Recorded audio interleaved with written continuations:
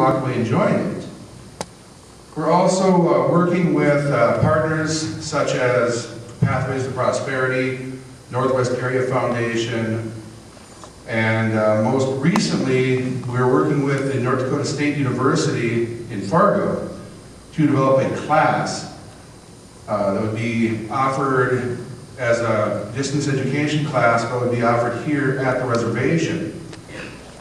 What we're going to be doing next summer, I received a grant for the department from the National Park Service to do an inventory of intangible cultural heritage for the Turtle Mountain Tribe.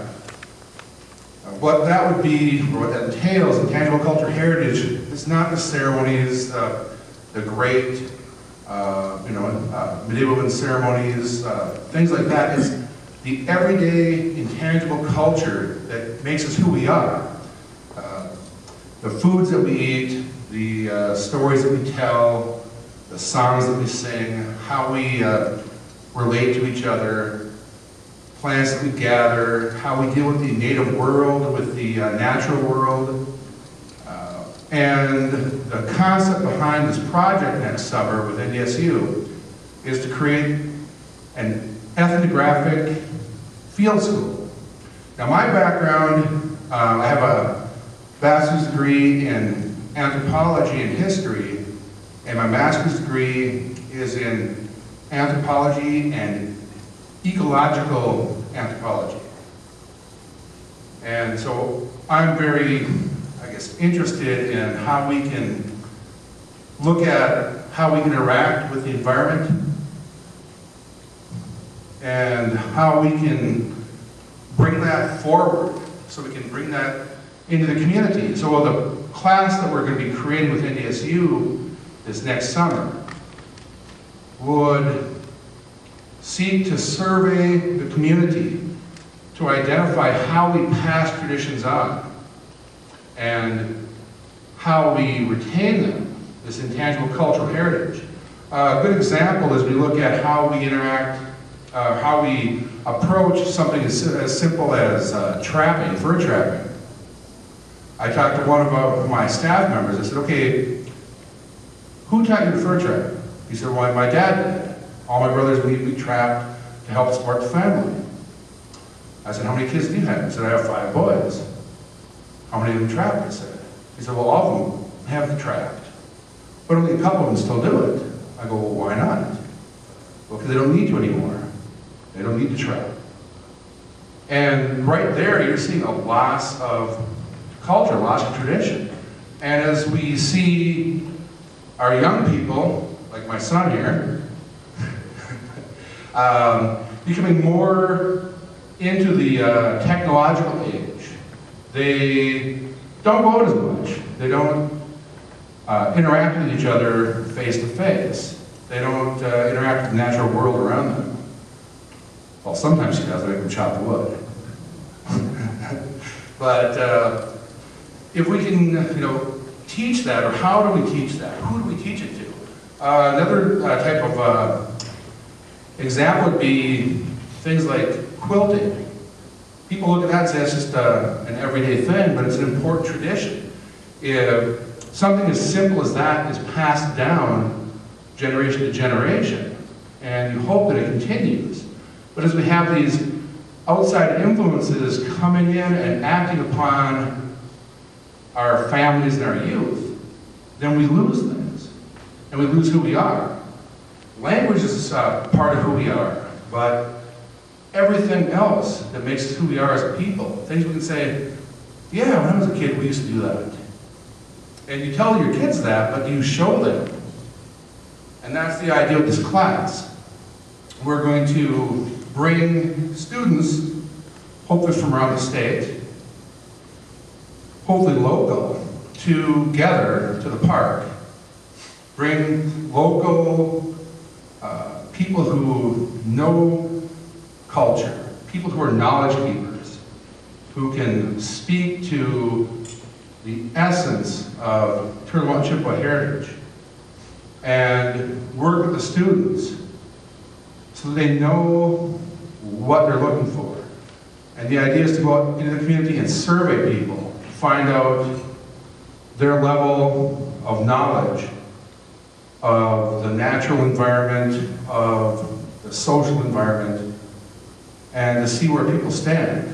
Because you talk to a lot of kids, and they won't be able to answer a simple question about, what kind of berries we pick around here. Some kids might not know that he knows it, so don't smile at me and laugh. But a lot of kids don't know what they're looking for in the natural world or the social world. And then we lose them to MTV. We lose them to cell phones and Facebook. And that was something that was brought up when I was discussing this with some people in the community. And they said that, families are always together, doing things. They were outside all summer long. The kids were playing together. And they learned. They taught each other. Uncles and aunts taught each other, taught the kids. The family meant a lot. And that transmission of culture was very important. And so I want to find out how culture is transmitted, if it's transmitted. Are people who know things teaching people? Are they teaching just their kids? Are they teaching their grandkids? How many of their kids and grandkids have utilized that knowledge and passed it on? And so that's one thing we're doing, which I'm very geeked about, if you can't tell. We're also working on a plan, an integrated resource management plan for the reservation, which would include a variety of natural resource issues, including agricultural information, which we're working with the college on getting some of that information together with the USDA NRCS program, with the BIA. We're working with other tribal programs to identify their management plans, what they're doing, and how they're going to bring that forward for the next 10 years. And so it's a long-range planning tool that we can look at and use as a community to guide us. We have an agricultural coordinator on staff at my office, which is a very nice thing to have finally. We worked with the BIA to get a grant, a small planning grant for agricultural resource management, which dovetailed into new opportunities. And one of them, we're going to be doing chronic wasting disease testing this fall on deer, which is a first for the reservation. We're going to be doing some agricultural surveys, but also we want to do other programs such as a community garden. I know the college is working on that, and we've actually talked with Mark and some of the people at Anishinaabe, and we want to do something similar up at the park, because we want the park to be something where people can come to it and get more than just recreation, more than just tourism, but they can get a holistic experience.